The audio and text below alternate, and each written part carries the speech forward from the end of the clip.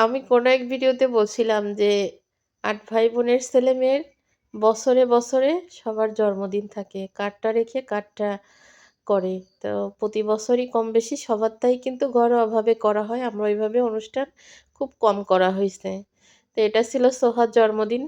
Totally করার ইচ্ছা ছিল না। পরে ওর আম্মু ২ টা কেক বানায় দিছে, মসজিদে মিলাদ দিছে, বাসায় কোরআন তেলাওয়াত করাইছে। আর এই হচ্ছে জন্মদিনের গেস্ট।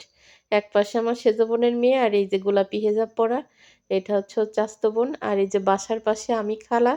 এই হচ্ছে সব মিলায়ে হচ্ছে ওর গেস্ট। তো গেস্টেরও দরকার নেই, ওর জন্মদিনের অনুষ্ঠানেরও দরকার নেই। শুধু কেক কেটে খেতে পারলেই হইছে। তো শুধু অপেক্ষায় আছে কখন কেক কাটবে আর কখন খাওয়া যাবে। বারবার বলতেছে আম্মু, "কেক কেটে দাও, কারোর আসতে হবে না। তুমি আগে কেক কাটো।" এবার দেখেন কি করে। সবাইকেই বলতেছে, এবার নিজে নিজেই খেয়ে ফেলতেছে। সবাই ঘর ভরা মানুষ, সব হেসে দিছে। তা আসলেও কিন্তু অনেক কিউট, অনেক লক্ষ্মী